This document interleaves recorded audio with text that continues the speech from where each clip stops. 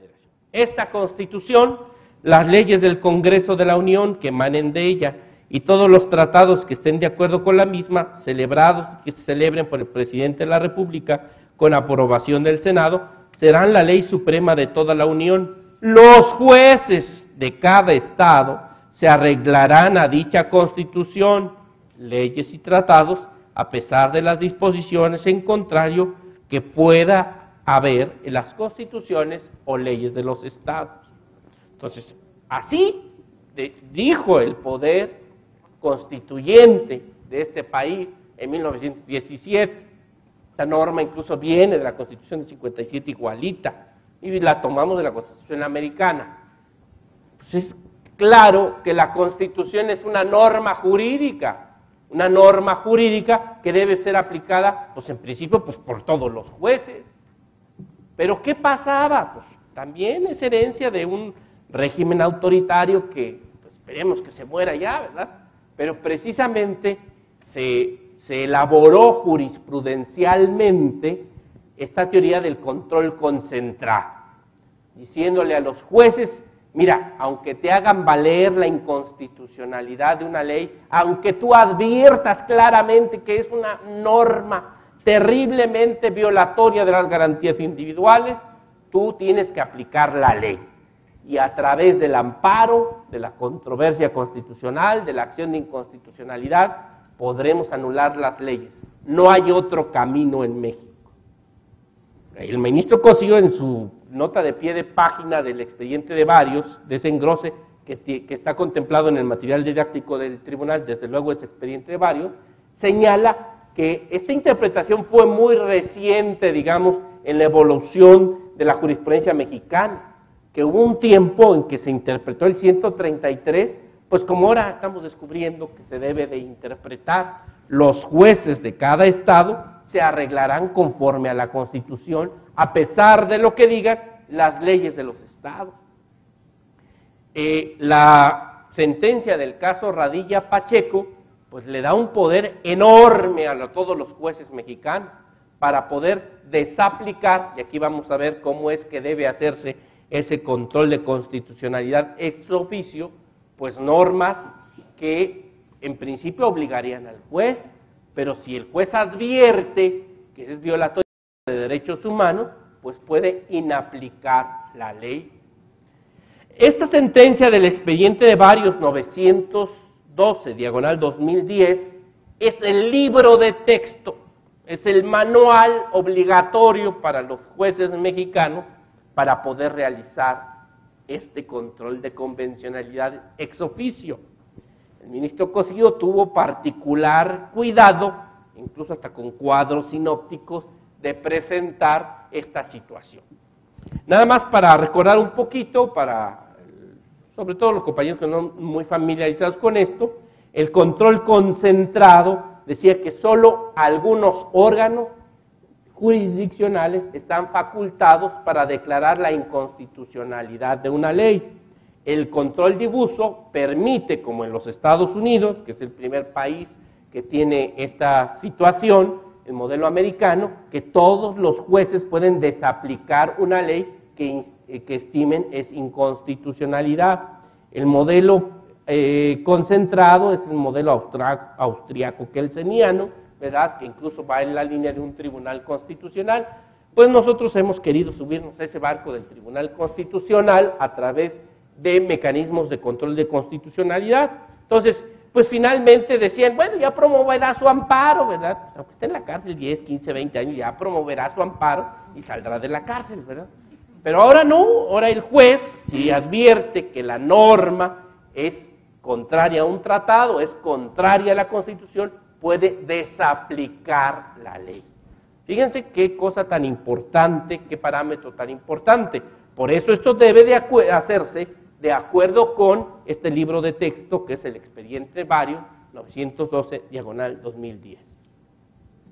¿Qué dijo la Suprema Corte? La siguiente lámina, por favor. La Suprema Corte de Justicia de la Nación Mexicana, al resolver el expediente de varios 912/2010, formado con motivo de la sentencia condenatoria al Estado mexicano, dictada por la Corte Interamericana de Derechos Humanos en el caso Radilla Pacheco, el 14 de julio de 2011 determinó que 29. Es en el caso de la función jurisdiccional, como está indicado en la última parte del artículo 133, en relación con el artículo primero, en donde los jueces están obligados a preferir los derechos humanos contenidos en la Constitución y en los tratados internacionales, aun a pesar de las disposiciones en contrario establecidas en cualquier norma inferior.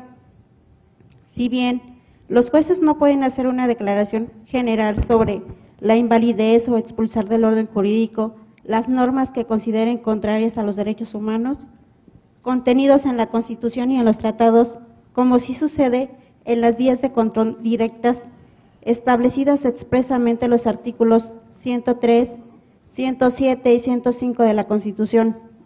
Sí están obligados a dejar de aplicar estas normas inferiores, dando preferencia a los contenidos de la Constitución y de los tratados en esta materia. Adelante. 30. De este modo, el mecanismo para el control de convencionalidad ex oficio en materia de derechos humanos debe ser acorde con el modelo general de control establecido constitucionalmente, pues no podría entenderse un control como el que se indica en la sentencia que analizamos, si el mismo no parte de un control de constitucionalidad general, que se desprende del análisis sistemático de los artículos 1 y 133 de la Constitución y es parte de la esencia de la función judicial. Fíjense ustedes que esto es importante. Dentro de la evolución del constitucionalismo hay una obra pues muy interesante de Eduardo García de Enterría que se llama La Constitución como norma y el Tribunal Constitucional. Y precisamente ese es el pleito de don Eduardo García de Enterría, ¿verdad? De que, bueno, pues si la Constitución es una norma y está en el máximo nivel normativo, ¿por qué demonios los jueces no la aplican? Es un monumento retórico, ¿verdad? La Constitución establece estos derechos, pero los jueces no velan por su protección. Entonces, finalmente, pues ahora sí ya no solo va a haber jueces en Berlín, sino jueces en todo México, que tendrán que velar por la aplicación, sobre todo preeminentemente, de los derechos humanos. Entonces, la jerarquía normativa va a permitir que los jueces en ese control difuso ex oficio puedan desaplicar normas que sean contrarias a los derechos humanos. Ya el ministro Cosío lo explica muy claramente.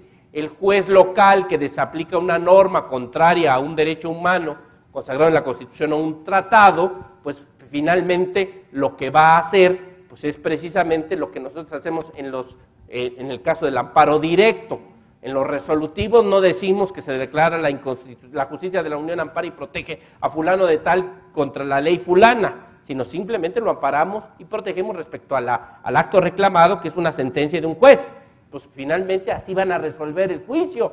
Dentro de los elementos con los que va a trabajar, con los que se va a realizar la función judicial en adelante, pues van a involucrar manejar los derechos constitucionales por parte de todos los jueces. Fíjense que eso es bien importante porque en este seminario que tomamos todos los jueces y magistrados, pues sí se enfatizaron, sobre todo los investigadores del Instituto de Investigaciones Jurídicas, pues bueno, que desafortunadamente pues hay poco conocimiento en México de los derechos. Finalmente, como esta reforma nos obliga a poner los derechos en serio, pues eso de que la ley de amparo se abre en el artículo 73 y el Código de Procedimiento y Justicia Administrativa en el 261, pues ya debe pasar a formar parte de otras prácticas judiciales. Simplemente, pues uno lo ve con secretarios nobles que siempre con calzador tratan de hacer valer causales de improcedencia y de sobreseimiento en el juicio de amparo. ¿Por qué? Pues porque no saben garantías individuales, ¿verdad? Porque el conocimiento de la parte sustantiva, pues nunca ha estado presente, no se distingue una garantía de audiencia de una garantía de legalidad stricto sensu, no se las garantías de justicia pronta y expedita no se conocen. Y luego, pues como vamos a ver, pues las nuevas garantías y derechos que en el propio texto de la Constitución, curiosamente en el artículo 29, de las que no se pueden suspender, se incorporan con ese rango también dentro de la Constitución, con independencia de que estén reguladas en los tratados. Entonces, pues esto obliga, pues en principio, y este ya es uno de los lineamientos muy claros, de que todos los jueces mexicanos deben saber derechos humanos. Entonces, eso es lo primero, porque ya no es bronca de los federales, ya no es bronca de los jueces de amparo, ya es bronca de todos los jueces locales.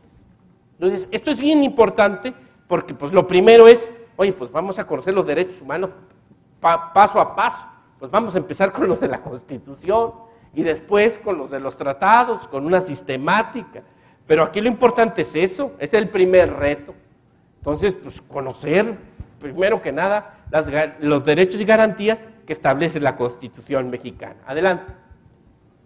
A partir de esta resolución del máximo tribunal, se termina en nuestro país con el control concentrado de constitucionalidad y ahora de convencionalidad de las leyes por el Poder Judicial de la Federación a través del amparo, las acciones de inconstitucionalidad y las controversias constitucionales, para dar paso a un sistema difuso que se encuentra en consonancia clara con el nuevo artículo 1 constitucional, que obliga a todas las autoridades en el ámbito de su competencia a promover, respetar, proteger y garantizar los derechos humanos consagrados en la Constitución y en los tratados.